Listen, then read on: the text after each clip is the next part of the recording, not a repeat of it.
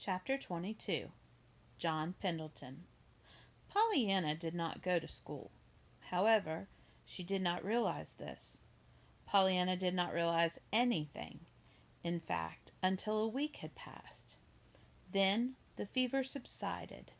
The pain lessened somewhat, and her mind awoke to full consciousness. She had to be told all over again what had occurred. "And so it's hurt that I am, and not sick," she sighed at last. "Well, I'm glad of that." "Glad, Pollyanna?" asked her aunt. "Yes, I'd so much rather have broken legs like Mr. Pendleton's than be sick like Mrs. Snow, you know. Broken legs get well." Miss Polly, who had said nothing whatever about broken legs, got suddenly to her feet and walked to the little dressing table across the room. She picked up one object after another and put each down. Her face was white and tired. On the bed, Pollyanna lay blinking at the dancing band of colors on the ceiling, which came from one of her prisms in the window. "I'm glad I don't have smallpox," she murmured contentedly. "And I'm glad it isn't appendicitis or measles, because they're catching. Measles are, and they wouldn't let you stay here." "You seem to be glad for a good many things, my dear," faltered Aunt Polly. Pollyanna laughed softly. "I am. I've been thinking of lots of things all the time I've been looking up at that rainbow. I love rainbows. I'm glad of some things I haven't said yet. I'm almost glad I was hurt. Pollyanna!" Pollyanna laughed softly. "Well, you see, since I have been hurt, you've called me dear lots of times, and you didn't before. I love to be called dear, by folks that belong to you, I mean. Oh, Aunt Polly, I'm so glad you belong to me." Aunt Polly did not answer. Her eyes were full of tears. She turned and hurried from the room. That afternoon, Nancy ran out to old Tom, who was cleaning harnesses in the barn. "Mr. Tom," she panted, "who do you suppose is in the parlor now with the mistress?" Old Tom shook his head. "There's no telling," he declared. "Yes, there is. I'm telling. John Pendleton." "You're joking, girl." "No, I am. Not much I am. I let him in myself, crutches and all. Just think, Mr. Tom, him calling on her." "Well, why not?" demanded the old man. Nancy glanced through the open barn door toward the house and came a step nearer to the old man. "Listen, you told me Miss Polly had a sweetheart, didn't you? Well, I heard something that made me think he was in love with Miss Polly." "Mr. Pendleton!" Old Tom straightened up. "Yes. Oh, now I know he wasn't. It was that blessed child's mother he was in love with," she said. "Well, I've been asking folks about him some, and I found out that him and Miss Polly haven't been friends for years. They've been hating him like poison because of the silly gossip about them when she was 18 or 20. "Yes, I remember," nodded old Tom. "It was 3 or 4 years after Miss Jenny went off with the other chap. Miss Polly was sorry for him, so she tried to be nice to him. Maybe she overdid it a little. At any rate, people began to say she was running after him." "Running after any man? Her?" said Nancy. "They did," declared old Tom, "and of course no gal with spunk will stand that. And then she had trouble with her own sweetheart. After that, her heart seemed to turn bitter." "Yes, I know. I've heard about that now," replied Nancy. "And that's why you could have knocked me down with a feather when I saw him at the door. She hasn't spoke to him for years." "What did she say?" Old Tom held his breath. "Nothing, at first. I thought she hadn't heard. I was just going to say it over when she said, 'Tell Mr. Pendleton I will be down at once.' And I told him, and then I come and told you," finished Nancy. "Grunted old Tom, and he fell to work. Mr. John Pendleton did not have to wait long in the parlor before Miss Polly came down. As he attempted to rise, she made a gesture of protest. She did not offer her hand, however, and her face was cold. "I called to ask about Pollyanna," he began at once. "Thank you. She is the same," said Miss Polly. "Won't you tell me how she is?" His voice was not quite steady. A look of pain crossed the woman's face. "I can't. I wish I could." "You mean you don't know?" "Yes. But the doctor. Dr. Warren himself seems at sea. He has arranged for a consultation with a New York specialist." "But where were her injuries that you know?" "A slight cut on the head, one or two bruises, and an injury to the spine which has seemed to cause paralysis from the hips down." A low cry came from the man, and then he asked, "And Pollyanna, how does she take it?" "She doesn't understand at all how things really are, and I can't tell her." "But she must know something." Miss Polly lifted her hand to her collar. "She knows she can't move, but she thinks her legs are broken. She says she's glad it's broken legs because broken legs get well." Through the blur of tears in his own eyes, the man saw Miss Polly's worried face, and he said gently, "I wonder if you know, Miss Harrington, how I tried to get Pollyanna to live with me?" "With you? Pollyanna?" The man winced at the tone of her voice, but his own voice was still cool when he spoke again. "Yes, I wanted to adopt her and make her my heir. I was ready to give Pollyanna the love that had been 25 years in storage." Love. Miss Polly remembered suddenly why she had taken this child in the first place, and she remembered also Pollyanna's own words uttered that very morning. "I love to be called dear by folks that belong to you." It was this love-hungry little girl that had been offered the stored-up affection of 25 years. Miss Polly realized how dreary her own future would be without Pollyanna. "Well?" she said, and the man smiled sadly. "She would not come," he answered. "She would not leave you. She said you had been so good to her. She wanted to stay with you, and she said she thought you wanted her to stay," he finished.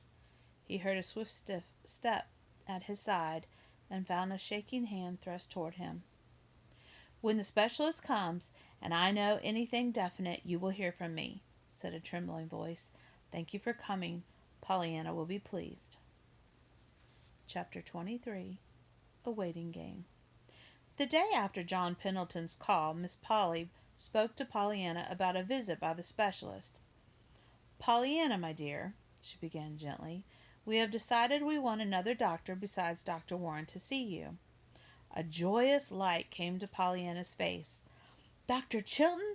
Oh, Aunt Polly, I'd love to have Dr. Chilton. I've wanted him all the time, but I was afraid you didn't, so I didn't like to say anything. But I'm so glad you do want him." Aunt Polly's face had turned white, but when she answered, she tried to speak cheerfully. "Oh, no, dear. It wasn't Dr. Chilton that I meant. It is a famous doctor from New York who knows a great deal about hurts like yours." Pollyanna's face fell. "I don't believe he knows half as much as Dr. Chilton." "Oh, yes, he does. I'm sure, dear." "But it was Dr. Chilton who doctored Mr. Pendleton's broke leg, Aunt Polly. If you don't mind very much, I would like to have Dr. Chilton. Truly I would." Miss Polly looked upset, and for a moment she did not speak at all. And then she said gently, but with a touch of her old stern decisiveness,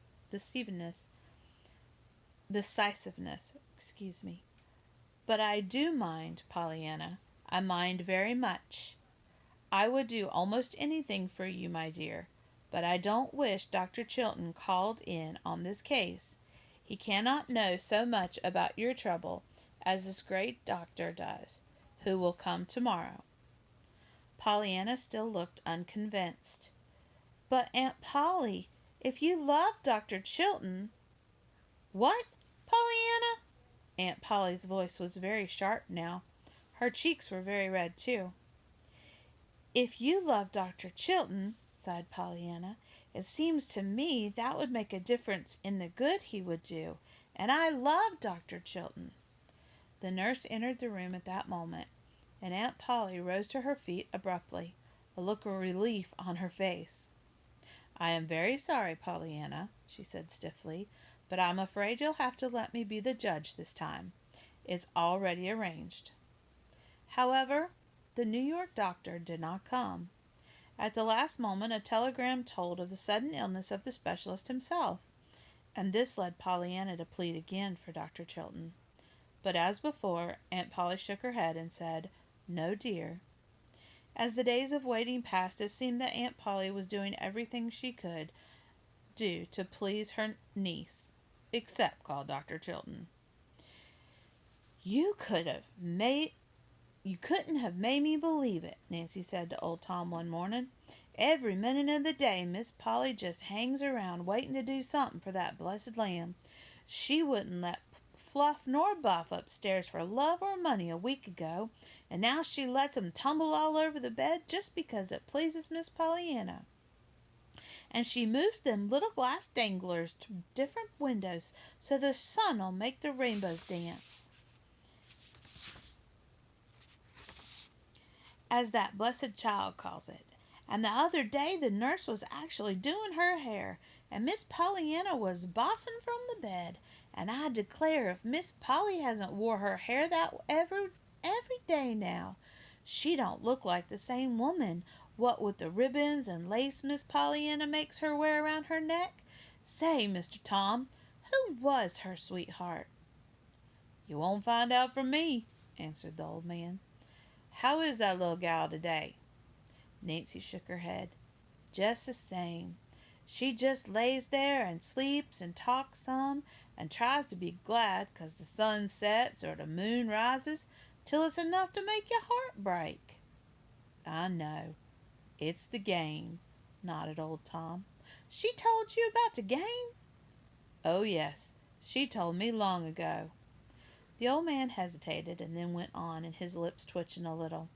"I was growling one day 'cause I was so bent up and crooked, and what do you suppose she said? She said I could be glad that I didn't have to stoop so far to do my weeding, 'cause I was already bent part way over." Nancy laughed. "Well, you might know she'd find something.